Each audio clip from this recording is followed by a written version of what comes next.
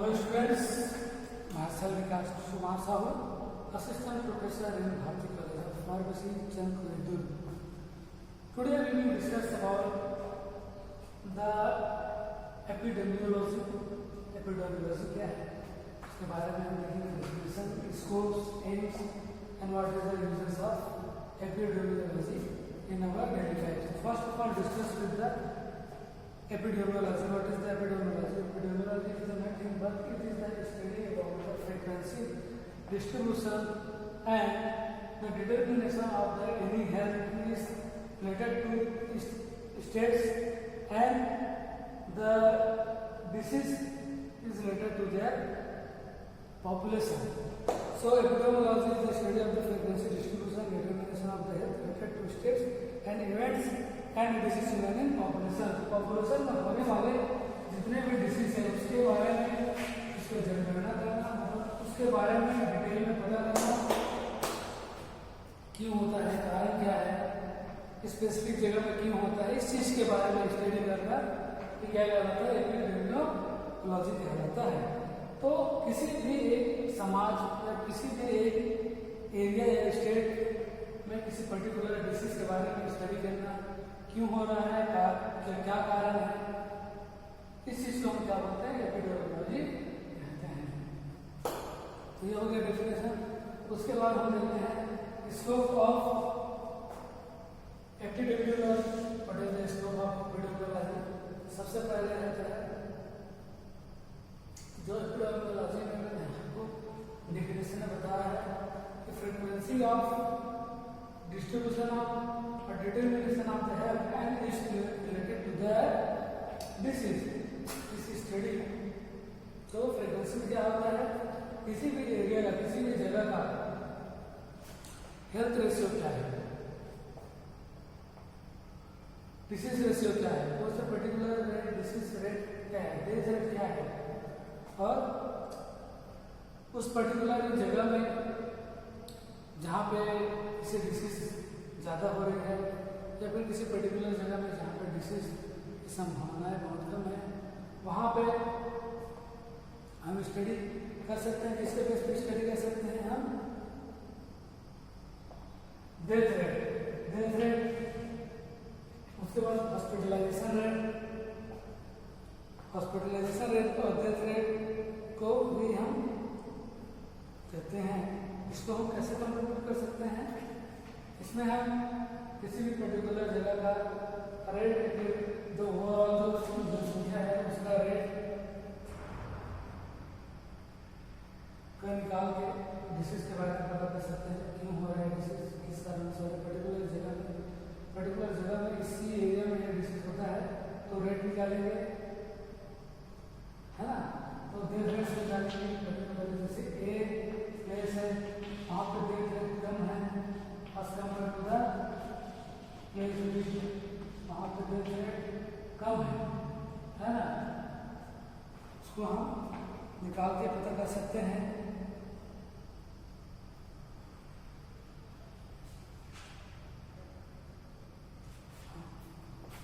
तो फ्रीक्वेंसी मतलब morbidity and mortality मतलब मैंने बताया था, लेकिन मतलब डेथ रेट, मतलब death rate, mortality rate, death rate का स्टडी करेंगे, मॉर्बिडिटी मतलब स्टेज टू द हॉस्पिटलाइजेशन और द हेल्थ रेट को स्टडी करके हम उसकी फ्रीक्वेंसी ओवरऑल हम जो है वो उस पॉपुलेशन का फ्रीक्वेंसी देखेंगे कि रेट डेथ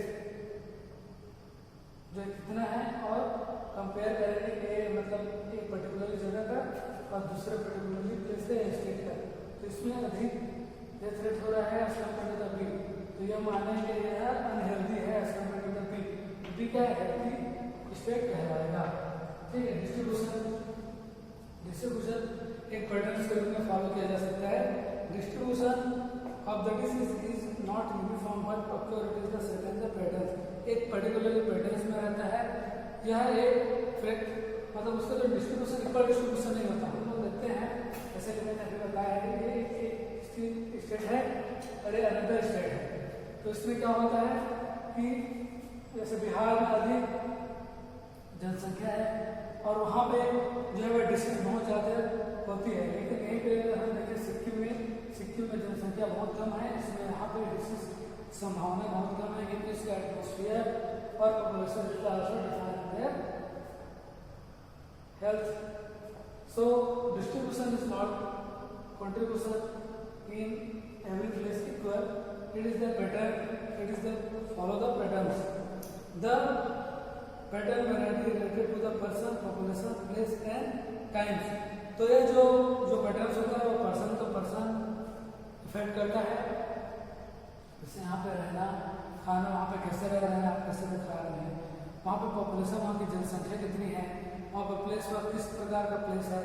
जैसे मैंने बताया अभी आपको सिक्किम के बारे में, तो सिक्किम जो है वह जो है वो हिल स्टेशन है। हिल स्टेशन में स्वच्छ हवा, निर्मल पानी ये सब मिलेगी और वहाँ का एटमोसफियर बहुत अच्छा रहेगा। तो वहाँ पे जो है डेथ रेट वहाँ बहुत कम रहेगा, मॉर्बिडिटी मोर्टेलिटी रेट जो है कम रहेगा as compared to the Bihar. तो बिहार बहुत ज़्यादा पॉपुलेशन है, छोटा सा जगह है, इस कारण वहाँ पर death rate morbidity mortality rate जो है वो अधिक रहेगा। इसके बाद हम देखते हैं डिटरमिनेशन कैसे करेंगे पर्टिकुलरली, एनालिटिकल एपिडेमियोलॉजी भी कहते हैं इसको। तो इसमें क्या होता है, the unique features of the epidemiology is the epidemiological hypothesis and to identify the cases and risk the aspect of the epidemiology now the analytical epidemiology it is the help in the formatting the health programme and policies. तो जो determination होता है मतलब determine कैसे करेंगे। अब जैसे हम पर्टिकुलरली एक स्टेट है वहाँ पे हम डिटरमाइन कर लिए कि नहीं ये जो जगह है वहाँ पे बहुत ज़्यादा जो है मॉर्बिडिटी रेट बहुत ज़्यादा इंक्रीज हुआ है ना, मॉर्टेलिटी रेट बहुत ज़्यादा इंक्रीज हुआ है और अनहेल्दी है, यहाँ जो है वो अनहेल्दी है ना, अनहेल्दी बहुत ज़्यादा है। तो इसमें हम डिटरमाइन करेंगे यहाँ पे जो है वो इसके बेसिस पे हम जो गवर्नमेंट से रिलेटेड जितने भी प्रोग्राम्स हैं जो उसके हेल्थ से रिलेटेड है, जैसे डायबिटिक से रिलेटेड प्रोग्राम्स है ना, और जैसे टीबी से रिलेटेड प्रोग्राम्स, पोलियो से रिलेटेड प्रोग्राम्स, और तो इसके बेस पे मॉर्टेलिटी और मॉर्बिडिटी के रेट पे आइडेंटिफाई करेंगे और यहाँ पे वो प्रोग्राम जो है अच्छे तरीके से क्या करेंगे उसको हम फॉलो करेंगे और इम्प्लीमेंटेशन करेंगे। अभी यहाँ पे जगह जहाँ पे सभी लगभग 90% लोग रहते हैं तो वहाँ पे जो प्रोग्राम उसके पॉपुलेशन के हिसाब से और उस एरिया के हिसाब से पर्टिकुलरली वह जो प्रोग्राम है गवर्नमेंट प्रोग्राम के ऊपर इनिशिएट किया जाएगा, वहाँ के लोगों को एजुकेट किया जाएगा है ना, और हेल्थी कैसे है उसके बारे में बताया जाएगा। उसके बाद हम देखते हैं experience what is the aim of epidemiology. Aim क्या है एपिडेमियोलॉजी स्टडी क्यों कर रहे हैं, ये जो साइंस का जो पार्ट है इसका मेन उद्देश्य क्या है। First of all distribution and size of the disease to identify the particular area for distribution and size of the disease. मतलब पर्टिकुलरली इसे मैंने ARB के माध्यम से समझाया आपको कि किस एरिया में कितना डिस्ट्रीब्यूशन है, किसी भी डिसीज का उसका साइज क्या है, मतलब कितने पॉपुलेशन में हुआ है उसका साइज में हम जाएंगे। जैसे बिहार का करोड़ों में है और सिक्किम का लाखों में है जनसंख्या, तो कितने साइज में हुआ है, कितने एरिया में हुआ है, कितना डिस्ट्रीब्यूशन है उसका, वह जो पॉपुलेशन का जो डेंसिटी है वह इफेक्ट करता है डेफिनेटली। तो उसका हम डिसीज को पर्टिकुलरली डिस्ट्रीब्यूशन साइज देखेंगे। और जो एपिडेमियोलॉजी है it is describe the distribution and size of the disease in the population, और यह जो है डिस्ट्रीब्यूशन साइज को distribution and size of the disease को आइडेंटिफाई करता है। इसमें पॉपुलेशन में कितने लोगों को हुआ है, कितने साइज में है, कितने करोड़ों में हुआ है, लाखों में हुआ है। फैक्टर जो मेन एम होता है हमारा जो एपिडेमियोलॉजी का उसका फैक्टर डिफाइन करना है, to determine the factor of disease, किस कारणवश जो है पर्टिकुलरली डिसीज हो रहा है, किस कारणवश यह जो मॉर्टेलिटी रेट मॉर्बिडिटी रेट जो है वो बढ़ा हुआ है, किस कारण फैक्टर्स आइडेंटिफाई करेंगे पर्टिकुलर डिसीज का। अगर फैक्टर्स हमें पता चल गया तो उसका हम प्रिवेंशन कंट्रोल एंड ट्रीटमेंट कर सकते हैं। जैसे डेंगू है, डेंगू किसी तरह होता है, मच्छर के काटने से होता है। पर्टिकुलर अगर डेंगू के पर्टिकुलर उस एरिया में साइकिल से डिस्ट्रीब्यूशन पता चले कहाँ पे हो रहा है, उसका फैक्टर क्या है, मच्छर, तो हम क्या करेंगे, जो मॉस्किटो है उसको किल करेंगे, आसपास जो है साफ रखेंगे, तो ये हमारा कंट्रोल कन्वर्सन हो जाएगा against the disease, against the factors. Okay, उसके बाद डाटा एनालिसिस, ये जो हम एपिड्यूरल वाले में पढ़ रहे हैं उसमें क्या है, एम क्या है, आगे जो आने वाले जितने भी अगर इन फ्यूचर पे कोई डिसीज होने वाले हैं तो उसके बारे में हमें डाटा इकट्ठा करते हैं, उससे हमें एक डाटा इकट्ठा हो जाता है पर्टिकुलर डिसीज के बारे में, फिर उसके बारे में हम उसमें इम्प्लीमेंटेशन कैसे करिए प्रिवेंशन ट्रीटमेंट के लिए, तो उससे रिलेटेड हमारे पास एक डाटा हो जाता है। अगर इन फ्यूचर कभी भी जैसे नाउ भी है facing the corona virus covid disease, it is a very dangerous disease, तो इसके बारे में हम अभी क्या करें, डाटा इकट्ठा हो रहा है, डाटा इकट्ठा हो रहा है, फिर आगे चल के क्या करेंगे हम इसको, अगर इसका मेडिसिन मिल जाता है, अगर इससे भी और आगे चल के भयानक वायरस डिसीज आ सकती है तो इससे रिलेटेड हम इसकी जो डाटा है उसको फॉलो करके हम उसका ट्रीटमेंट कर सकते हैं, या फिर उसका प्रिवेंशन या फिर वैक्सीनेशन के लिए हम मेडिसिन जो है वो डिफाइन और फिर इन्वेंशन कर सकते हैं, तो डाटा भी हमारे पास हो जाता है। ठीक है, it is identify the factor which is the case of the disease, provide the data required for the planning implementation and the evolution of the health programme. उसके डाटा के बेस पे हम जो हेल्थ रिलेटेड प्रोग्राम है, government का जो programme है उसको हम इम्प्लीमेंटेशन करेंगे पर्टिकुलर एरिया में और प्लानिंग करेंगे और इम्प्लीमेंटेशन करेंगे। उसके बाद what is the uses of, अभी तो हम ये देखेंगे उद्देश्य क्या है हमारा, अब हम यूजेस देखते हैं कैसे जो है उसका कार्य कैसे करेगा, है ना। The study of the health history of the population and their disease trend this help in the identification of the health problem, तो इसके कारण हम जितने भी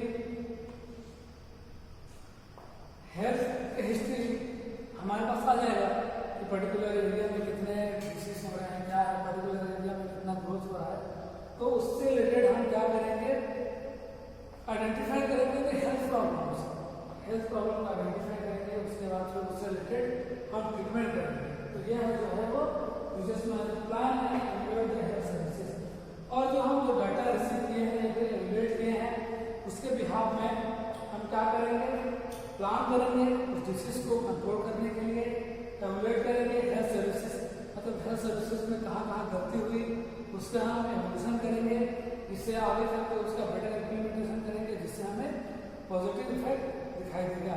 to arrive at community diagnosis and this is the necessary for the initiating and the providing and control the measures. उसके बाद result देते हैं एवोल्यूशन ऑफ द रिस्क, और जितने भी रिस्क हैं उसको हम एवोल्यूट करेंगे, evaluation of the risk and chances of the simple individual, risk of the bearing of the मोंगोचैटिन। उसके बाद फोर्थ रिस्क फैक्टर्स, जैसे कि मैंने पहले भी बताया है कौन कौन सा रिस्क फैक्टर है उसके बारे में हमें आइडेंटिफाइड हो जाता है, पर्टिकुलरली एरिया का आइडेंटिफाइड हो जाता है कि कौन से कारण किस वजह से पर्टिकुलर एरिया में डिसीज हो रही है, किसी कारण गंदगी की वजह से हो रही है या फिर मच्छर की वजह से हो रही है या फिर पर्टिकुलर बायोलॉजिकल एजेंट के थ्रू हो रही है, जैसे वायरस है, बैक्टीरिया है, फंगी है, प्रोटोजोआ है, किस कारणवश हो रही है, तो रिस्क फैक्टर को भी आइडेंटिफाई करेंगे। उसके हिसाब से हम जो भी फार्मास्यूटिकल्स या फिर जो हेल्थ सर्विस है उसको प्रोवाइड करेंगे डिफरेंट अपने हेल्थ केयर सर्विसेज के द्वारा, और हम उसको प्रिवेंशन या फिर ट्रीटमेंट कर सकते हैं। उसके बाद पास देखते हैं हम डिसीज सिंड्रोम्स, जो भी डिसीज सिंड्रोम्स हैं, search for the case risk factor smoking and lungs cancer, जैसे कि स्मोकिंग के बाद कारण होता है लंग्स कैंसर, अगर हम उसका कारण पता चल गया तो उसको प्रिवेंशन कंट्रोल कर सकते हैं।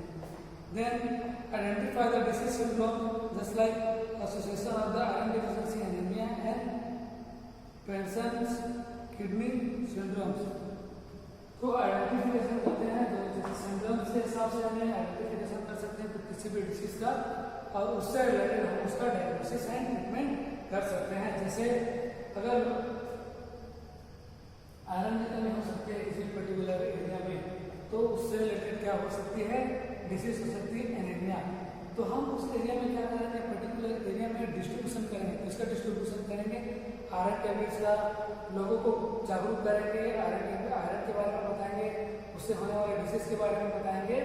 इस तरीके से हम एपिडेमियोलॉजी से related definition, scope and aim and use of epidemiology के बारे में स्टडी किए हैं। आगे देखते हैं।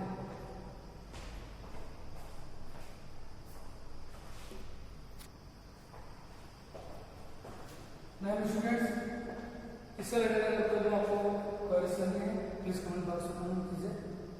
Thank you very much. इसको हम आगे कंटिन्यू करेंगे।